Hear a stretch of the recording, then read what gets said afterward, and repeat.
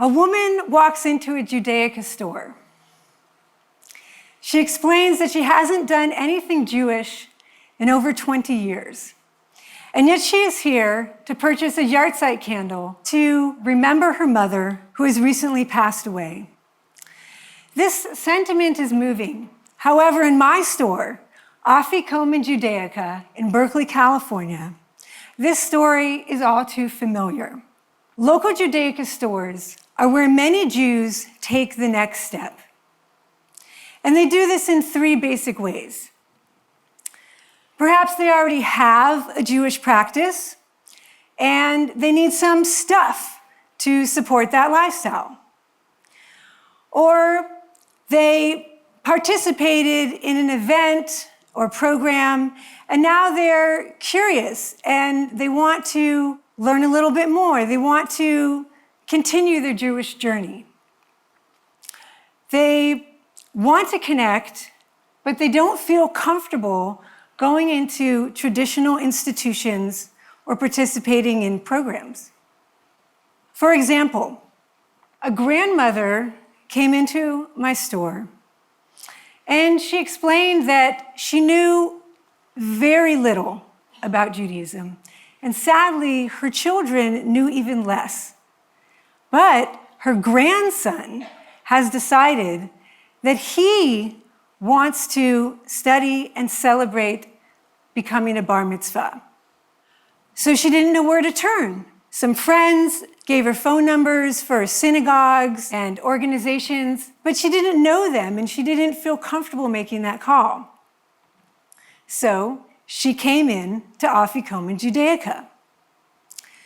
Jewish organizational leaders, take heed, because local Jewish stores are your untapped resource. Our storefront counters are where many Jews take that first step to connect with Jewish life and community. And supporting those stores is applied Jewish wisdom from the Torah. It says in Leviticus 25:14, when you make a purchase from the hand of your neighbor, do not cheat one another. Rashi teaches that this is an imperative, that buying from within your community is to be prioritized. And later commentators go on to say that even if there is an extra effort or slightly more cost, we are to prioritize buying from our neighbor over, say, a big box or online retailer. So let's try something. Everybody here, think about 3 stores that you like to go to, 3 stores in your neighborhood. Maybe it's a clothing store and a bakery, or a gift shop, a cafe, and think about the people that own it. Think about the people that work there. Think about who you see when you go in. And now, think about how sad it would be if those stores weren't there. Those stores are only open because of customers like you. They don't receive funding grants and donations to keep their doors open. And yet, local stores give back so much to the community in myriad of ways. They are the places where schools go to get donations for their auction, or to place an ad in an organizational calendar or a gala event brochure. According to the statistics that you can find on the350project.net, founded by Cinda Baxter, out of a $100 purchase, if that purchase is made at a locally owned independent store, 68% stays in the local community. And you see that by way of wages, taxes, memberships, school fees, donations. If that purchase is made at a national chain, only 43% stays local. And if it is made online, nothing comes home. As a retail store owner, I see the interactions that happen in neighborhood stores. I see old friends run into each other while they're purchasing a book. And I've experienced the joy of going into a store and being recognized or even maybe greeted by name.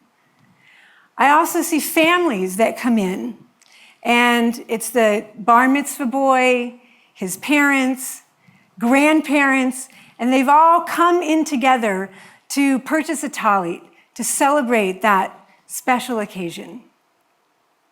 Buying local creates healthy economic communities. And get this, buying local is an act of tzedakah. According to Maimonides' 8 levels of giving, what do you think is the highest level? Many people think that anonymous giving is the highest level. And while all charitable giving is extremely worthwhile and praiseworthy, Maimonides says that the highest level is supporting a business venture so that a person can be self-sufficient. Buying local is an act of tzedakah because it enables the owners of the store, the employees who work there, to be financially stable so that they later don't come to depend on charity. So, buying local is a Torah imperative. It's an act of tzedakah. It's an enjoyable experience. And it's one easy, impactful change that you can make. The buy local movement is taking off in the secular world. There are campaigns across the country. Eat down the street, buy local Berkeley, Oakland grown, local first. They are championing the cause for local sustainable economies. And yet, the Jewish world has not taken it up yet. This is applied Jewish wisdom from the Torah itself, and we're not on board. It's time that we adopt a Jewish communal policy that advocates the Jewish wisdom to prioritize buying from within our community. Jewish leaders, our main street is suffering. What would our campaign look like? Here's what I propose. Affirm that shopping local supports my organization's mission to create a vibrant, thriving community. Educate people about the value and benefits of shopping local. Ask, can I buy this locally? Jewish organizations lead by example and prioritize buying from your local businesses. Apply. Shift your spending to locally owned stores. Encourage and educate others to do the same.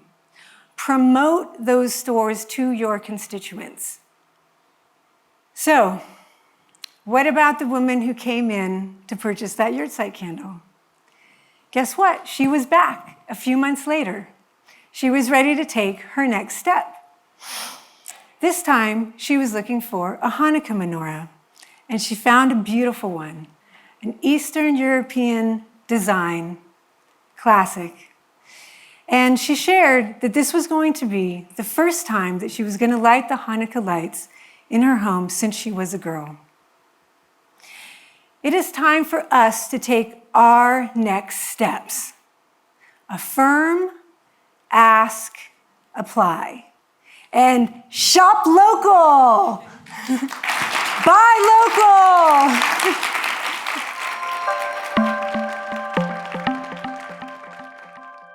Thanks for watching Eli Talks.